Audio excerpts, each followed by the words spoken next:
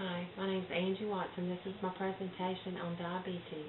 Diabetes is a disorder of carbohydrate metabolism usually occurring in genetically predisposed individuals, characterized by inadequate production or utilization of insulin resulting in excessive amounts of glucose in the bloodstream. When blood sugar is too high, it remains in the blood instead of the cells where it belongs. For the glucose to pass into a cell, insulin must be present and must be hungry for the glucose.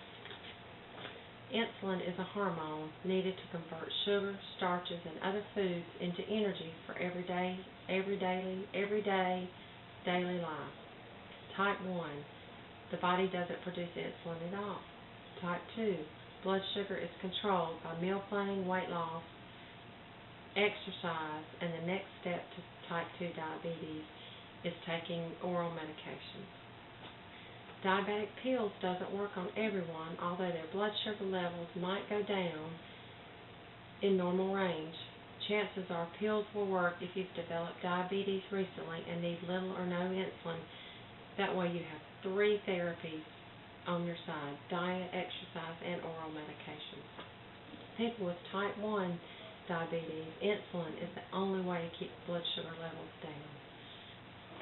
Type 2 tend to have 2 problems. They don't make quite enough insulin, and the cells of their bodies don't seem to take the glucose as eager as they should. Signs and symptoms of type 1 diabetes is frequent urination, unusual thirst, extreme hunger, extreme fatigue, and irritability. Type 2, any type 1 signs and symptoms would be a sign of type 2 diabetes. Frequent infections, blurred vision, cuts and bruises slow to heal, tingling and numbness in the feet and hands, recurring skin, gums, and bladder infections. There's some myths about diabetes. Diabetes is not a serious illness.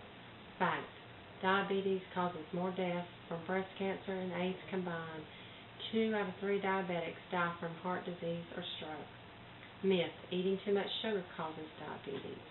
Fact, no, type 1 is caused by genetics and unknown factors that trigger it. Type 2 is genetics and lifestyle. Overweight increases your risk of type 2 diabetes, and an increased calorie intake, sugar, or fat causes type 2 diabetes. Myth, if you have type 2 diabetes, your doctor says you need to start insulin, it means you are not taking care of yourself. Fact, no. Type 2 diabetes is a progressive disease. Most can use oral medications, but over time the body gradually produces less and less insulin, and eventually oral medications might not be enough to keep blood sugar levels normal. Using insulin to get blood sugar levels to a healthy level is a good thing, not a bad thing. Some complications of diabetes is the foot neuropathy, which is the numbness and tingling in your feet, which leads to non-healing wounds, which usually leads to amputation, which is a cause of gangrene. Damage to kidneys, which leads to dialysis. Damage to eyes, even blindness. A hemoglobin A1C is a test that measures a person's average glucose level over the past 2 or 3 months. Hemoglobin is the red part of the red blood cell that carries oxygen to the cell and sometimes joins the glucose in the bloodstream. This shows the amount of glucose that sticks to the red blood cells. Some prevention tips is a healthy lifestyle, a diet change, exercise, and maintain a healthy weight. Statistics, 25.8 million people have diabetes. Diagnosed, 18.8 million. Undiagnosed, 7 million. Prediabetes, there's 79 million people that have prediabetes. New cases, 1.9 million 20 years or older was reported in 2010. Today, we have learned the 2 types of diabetes, type 1, type 2, and why your body needs insulin to survive.